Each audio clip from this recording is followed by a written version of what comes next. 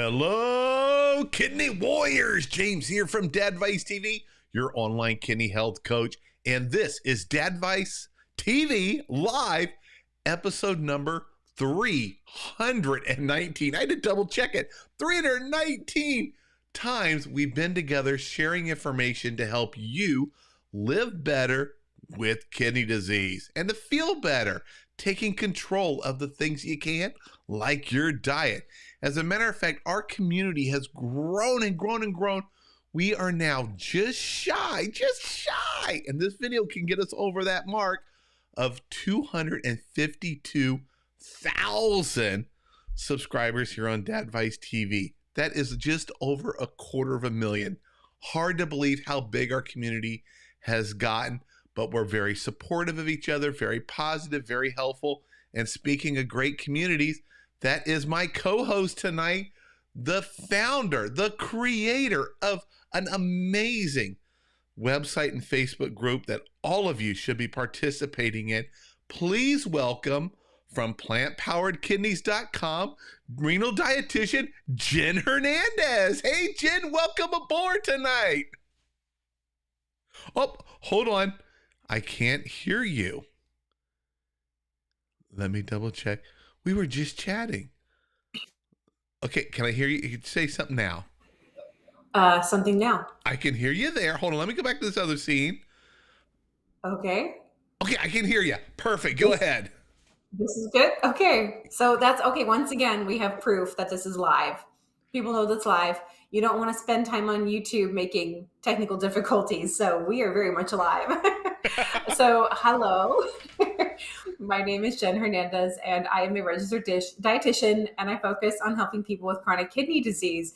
My ultimate goal and what I've been doing with Plant Powered Kidneys is helping people in the stages of kidney disease earlier on to help make changes that prevent the assumed thought that it would just lead to kidney failure and dialysis. We see this every day at Plant Powered Kidneys, where people can make healthy, nutritious changes in their diet and lifestyle and protect their kidney function. I was actually just talking with a client earlier today who's gone from stage 4 to stage 3. We're talking about what it's going to look like moving stage 3 to stage 2 and how that can look like a possibility for her future. And I love having those conversations with our clients and students at Plant Powered Kidneys. So you can scan that QR code if you want to learn more about our website, plantpoweredkidneys.com. All of the free information, handouts, and goodies we have there for kidney warriors like yourself. And as James mentioned, we have a private Facebook group that is free and yet private. So that means you can join without any cost. But because it's private, it's not going to show up on your family's feed. They're not going to see what you're posting in our group. So we do keep it private for you.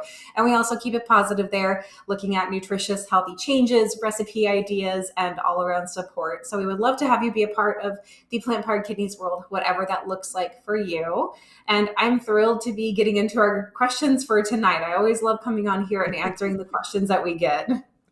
Yep, and it's, yeah. Now, Jen and I were just talking before this all started. We're like, hey, it's a big day here in the United States. It's election day. I got out. I did early voting because I didn't want to face the lines here. And it took me just shy of 3 hours. Oh, really? Yeah. And I went in the morning with my kids right before lunch. And I was like, hey, we'll get the voting done real quick. I'll walk in, do it. We'll be good, kids. Went in, the line was super long. Went back later and it was shorter, but yeah, 3 hours. And I'm talking about this so I can give people time to write their questions in the comments. As we wait for questions to pop in, and guys, this is live. This is an excellent opportunity to have access to a genuine renal dietitian. I have a question for you, Jen, to get things started. We are just 3 weeks away from a huge holiday that's all about eating and preparing to shop, Thanksgiving. What are some tips you may have to share for kidney patients to help them feel better, more confident about the choices they make for Thanksgiving, which typically, let's assume I'm not cooking my own meals. I'm going to visit family, which is what I'm going to be doing this year. Yeah, I mean, we're getting into a really great time of year with all the holidays and celebrating and being around loved ones. So we want to make sure that you're enjoying that as well. And when there's kidney disease involved, and no doubt that if you have kidney disease, it's 100% on your brain at all times, because how could it not be? How could it not be something that you're just always thinking about? But we want to try to give you some relief and help you think about some ways to enjoy more of the holidays. And right off the bat, let me tell you, there is not one meal, there is not one food, with the exception, I'll say one specific star fruit. There is not one food that will cause kidney failure. It will not take your CKD3 to CKD5 to dialysis with one meal. It happens over consistent food choices, consistent dietary choices, consistent lifestyle choices. So if you are consistently 80% of the time, not even 100%, but like 80% of the time, you are making healthy choices, nourishing choices that fuel yourself and your body and your kidneys, then indulging a little bit is going to be totally fine, totally acceptable, and still kidney friendly. In fact, I find that it's much safer and easier for students and clients to find ways to incorporate things like their holidays into their lifestyle rather than feel like they have to pull away from them. They can't attend. They have to eat a very special, different type of plate compared to everybody else. The more we can integrate that into your life, the better off in the lifetime. Because again, CKD, we're talking about a lifetime chronic illness. We need to look at this for lifetime. So you want to find something that holiday to holiday, you're going to feel good about. So I will say that one of the great things about Thanksgiving and the holidays are that there's just so many food options. There's so much variety and there's so many great recipes that are always coming out. And it's a great opportunity to include a lot of plants. And we are called plant powered kidneys. It's not vegan kidneys, but it's plant powered kidneys because we want to use a lot of plants in the diet to support kidney health. So, as you're building your plate for your holiday meals, think about and look at the options that you have at your mealtime and look for the most color and the most texture variety. Look for all of those things to enjoy on your plate and including more of those vegetables, some more of those fruits, things like that on your plate. But still, yes, enjoying the carbohydrates. Like potatoes are a great food. So, mashed potatoes, roasted potatoes, sweet potatoes, you can absolutely include those on your plate. And if you're going to have some turkey, then you can have some of that as well. Again, it's a little bit we're looking at. We're not looking at a ton. And another way to prepare and enjoying food from this perspective is to make sure that you're not starving yourself and you're not holding out, saving your appetite for this one meal where you would, if you did that, you're going to be super hungry. You're going to want to eat so much. You're going to get a bellyache afterwards because of the excessive eating from your excessive hunger. So make sure you're setting yourself up with a healthy day as well, so that you go into that Thanksgiving meal not so hungry that you have to eat everything in sight. Consider it is another meal and there's going to be leftovers. And sometimes the leftovers are like the best part anyway. So it would be great to enjoy more of those meals later on as well when we include them in a balanced way and include all of those good recipes that our family members bring to us. So, we can, of course, talk more if there's more questions about that, but I really love to encourage kind of shifting that mindset because we all have different food traditions with our family. So we Mm-hmm. all have like the ways that we celebrate holidays. So I just want to encourage you to celebrate the holidays with your family the way you want to and the way your family wants to, and to enjoy it from that perspective. And hopefully that will kind of help give you a different sense of peace when we go into these holiday meals. Yeah, and one thing, speaking of the holidays and Thanksgiving, a big one for me is pumpkin pie. For those that have been with us since the beginning, there's a story I told where I ate a pumpkin pie, not a piece. But it was a long time ago before kidney disease. I was watching The Biggest Loser, eating my pumpkin pie. I said, I could do that. But when it comes to Thanksgiving, I look for a thin slice. That's what I do because I like a little whipped cream on it. So I just get a little less of the pumpkin pie. I'm going to have a little bit of turkey. I enjoy turkey. It's much better for me with where I am with kidney disease than a red meat. My biggest challenge at Thanksgiving is sodium. That's what I always keep, and that seems to be my biggest challenge all the time is the sodium. If I get too much, I can tell because then I'm thirsty. I'm drinking tons of water, and then I'm not having a good night's sleep because I am up like every hour or two. Mm-hmm. So that's definitely one of the things that on the holidays I keep an eye out. But I enjoy everything. I get a lot of veggies, asparagus, steamed broccoli, and you have taught me so many great things, great dips.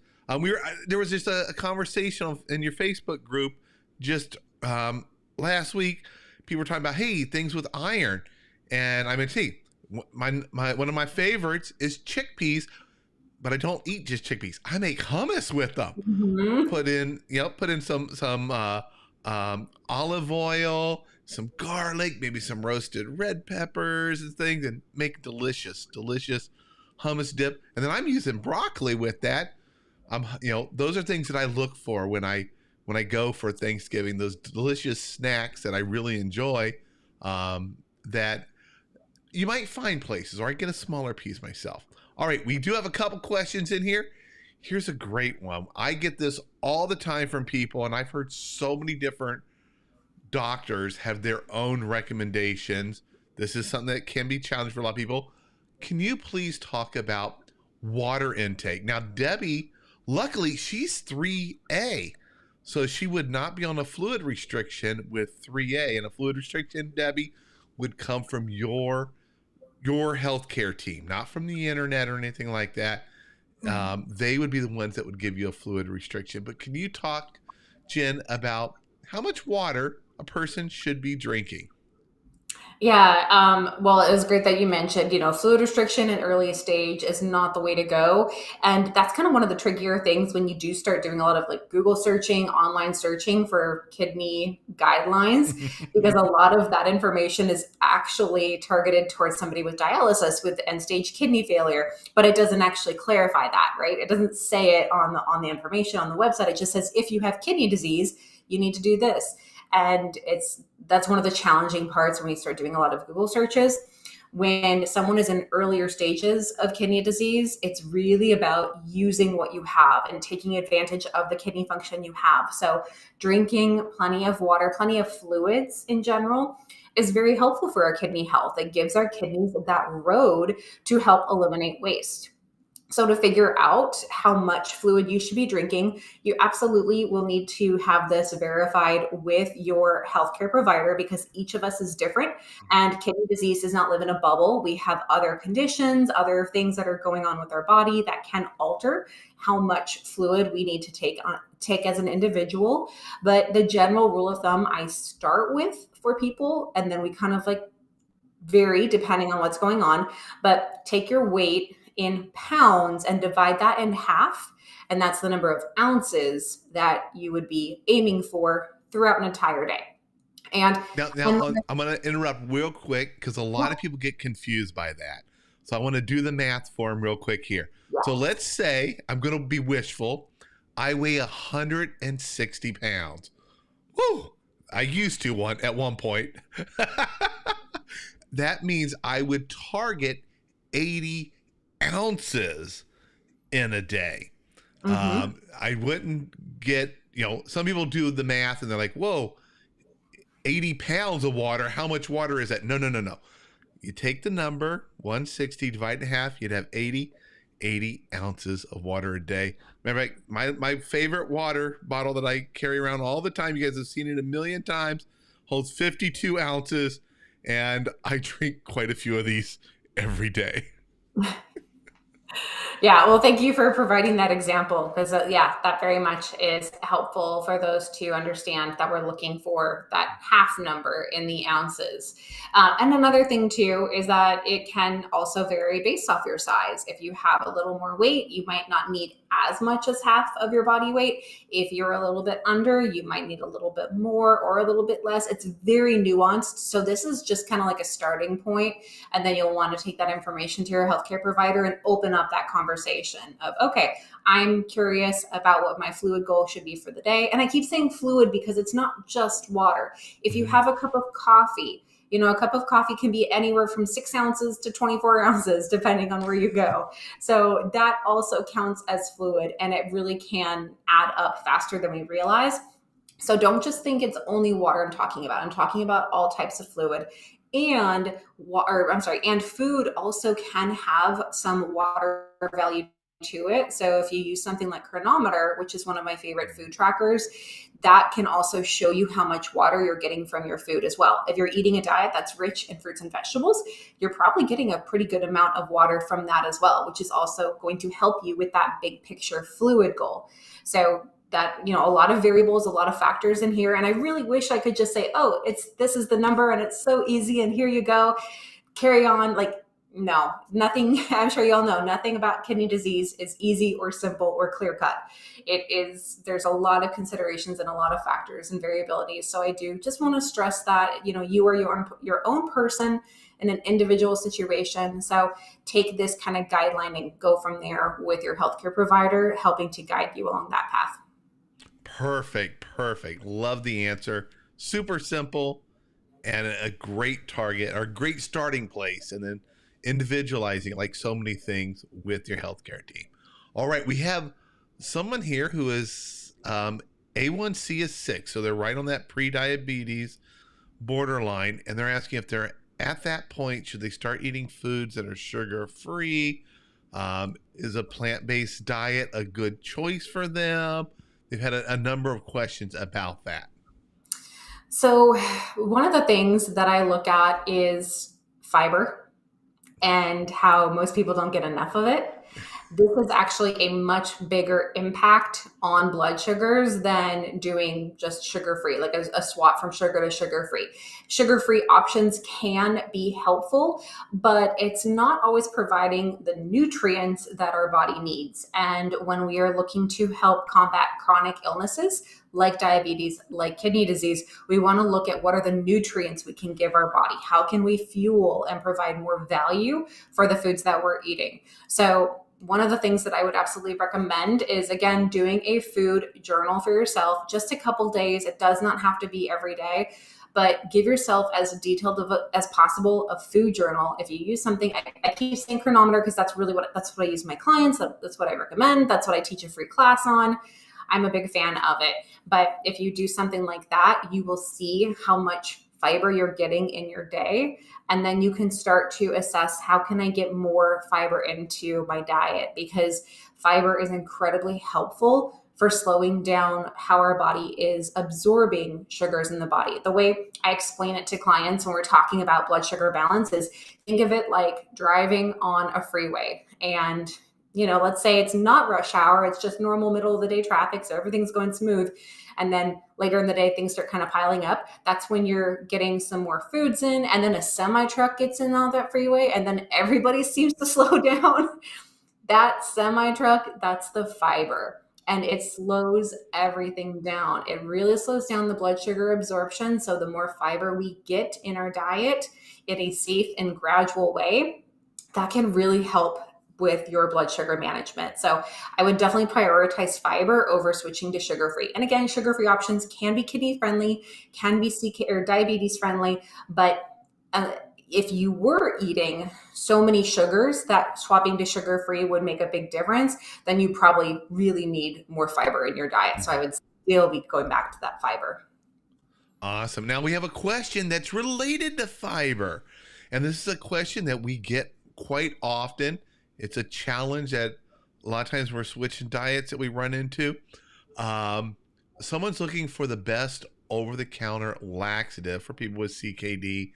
They, as well as myself, have read all sorts of information about some of the ones you can take that they recommend we avoid.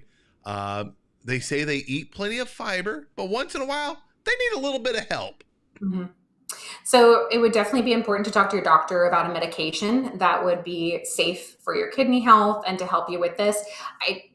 Chronic constipation, and constipation in general, is the top problem for kidney patients for a multitude of reasons. One, there's a lot of medications that are prescribed for kidney patients that have a side effect of constipation. And two, the traditional renal diet, what people think that they should be avoiding, is also limiting the nutrients that can help with our having healthy bowel movements. And that doesn't just include fiber, but also magnesium. So getting enough nutrients can also help with that. There was an article that came out recently that demonstrated how kiwi fruit can be a very helpful, safe, effective way to alleviate constipation. So that might be something worth trying. From a dietary standpoint, what I can provide you is that maybe trying a couple of I think it's golden kiwi fruit, particularly, that can help with constipation. So try that out. If you want to try a little bit of prunes, or you could do prune juice as well, because that is a tried and true method too. So trying something like that from a dietary standpoint is what I would look at doing. And then when it comes to medications, then if you're still experiencing those problems, number one, definitely look and do some more investigating. It's good to look into what's going on with your diet. And I will also add that if you're eating a lot of fiber, you're not staying hydrated enough, or you're eating big bursts of fiber and it's not consistently, like you're having one high fiber day out of the week and then the rest of the day isn't consistently high, that can also cause constipation too. So there's a lot of things that could potentially be causing it. And while the medications and laxative can be helpful, I like to look also into what's the cause of it before we just jump into the solution. We definitely want a solution for it, but it helps us figure out the better solution long term rather than the medication. So we want to figure out what's this imbalance. Another possibility could be probiotics, and that could be whether it comes from a probiotic supplement or it comes from including more probiotic rich foods in your diet, because having more probiotics in the diet is going to feed a healthy gut. And that healthy gut is what helps break down waste and move everything through your GI system. So that would be another option to look at. And as a dietitian, these are the kind of things that I kind of like to check through those different dietary options before getting into the medicine side. But that would be your doctor's point of view. And I'll tell you, I love sauerkraut, which is a great probiotic. It was one of those things I was like, sauerkraut, oh, it looks awful. Not going to try it. I tried a little bit of cold, didn't like it. Then my wife made some that was cooked. It was just like warmed up. And I was like, holy cow, it changed the taste. I like it. It's almost like coleslaw to me. I think it's like the name too. The name itself doesn't sound that appealing. Yeah. And so it's kind of like, oh, really? We eat this? This is food? Okay. So I think it makes a difference. Now, here's a fantastic question. Debbie's asking, she says, her husband, who's 3B, is getting tired of her recipes and not wanting to eat. He's also on an appetite suppressant. Where could Debbie go to get some more recipe ideas? Well, I mean, I've got to give a shout out to our incredible Facebook group, because, man, I mean, those... I was just posting the other day to them. I was like, are you guys just being amazing or what? I mean, the stuff that they post in there is really fantastic. And they're tried and true recipes. They're shared from fellow kidney patients. So it does give some great inspiration and great conversation. They talk about like different swaps and ideas. And sometimes I do have to remind everybody, we're all different. Just because one recipe is posted doesn't mean you have to eat it. But these are different options for you. So I do feel like our Facebook group does have a great place of tried and true kidney friendly recipes and just a lot of different ideas. The other thing too, when it comes to basically this poor appetite, is looking for more like nutrient dense, smaller dishes. So for example, something like soup isn't going to provide a ton of calories. It provides a lot of volume, but not a ton of calories. So if you turn it into a stew that has less fluid, but each bite has more item, it has more of that like chew in there, then that can be more of an easier thing to get smaller amounts in. Another thing could be doing smaller like shakes, doing like a fruit and veggie based shake, even using some like protein shakes in some situations. That might be helpful as well to help meet protein needs if that is consideration. But definitely looking at more small meals, and it could be more frequent as well. Instead of like your traditional breakfast, lunch, and dinner, it might be breakfast number 1, breakfast number 2, midday lunch number 1, afternoon lunch number 2, light evening dinner number 3, evening snack. It could be broken up that way, so it's easier for the stomach to handle smaller amounts of food throughout the period of the day, because while part of the medication does result in some weight loss, we want to make sure that it's healthy weight loss. And we also want to make sure that the person is getting enough nutrients to sustain them, even with the weight loss. All right. Now, here's a question. I'm not sure if you're able to answer it. It is a very common question for kidney patients. They read a lot online about it. I've Dr. Rosansky has answered it so many times. But Rita is asking, is baking soda good for CKD? And then she's also asking, if so, how much and how often? Is there some information you can provide her about that? Absolutely. I'd love to talk a little bit more about like why this is such a thing, before I get into the explanation and the recommendations. So baking soda is a very alkaline product. And so when people talk about taking baking soda, they're helping to offset the higher acidity that kidney disease accumulates. When the kidneys are damaged, it's not balancing our acidity levels very well, and that acidity builds up. The baking soda comes in to offset, to decrease that acidity. It's not typically recommended, and it's definitely not something that you should take without a doctor's prescription. They will tell you how much to take, how often to take it, etc. Because if you do take it unsupervised, it can actually cause the opposite problems where there's too much alkalinity. And the lab that we look at for this primarily is the carbon dioxide, the CO2, which is in the renal panel labs. So this is part of what doctors are looking at. And again, with typical CKD, that CO2 is dropping lower and lower and lower. That alkalinity is dropping. So usually doctors will recommend sodium bicarbonate tabs when a CO2 is around 19 or 20, to help boost that back up. Now, as a dietitian, I like to approach this from a nutritional standpoint, and it is not baking soda. Some cases, the sodium bicarbonate tabs that the doctor prescribes is very, very helpful, and especially necessary if the levels are already low. So, the doctor is going to be working on that. I work at it from a dietary standpoint where we increase the alkalinity in the diet. And by that, I mean we're increasing or decreasing, depending on how you look at it. Clear as mud, right? We're going to decrease the acidity by increasing or making the PRAL more negative. So PRAL stands for potential renal acid load.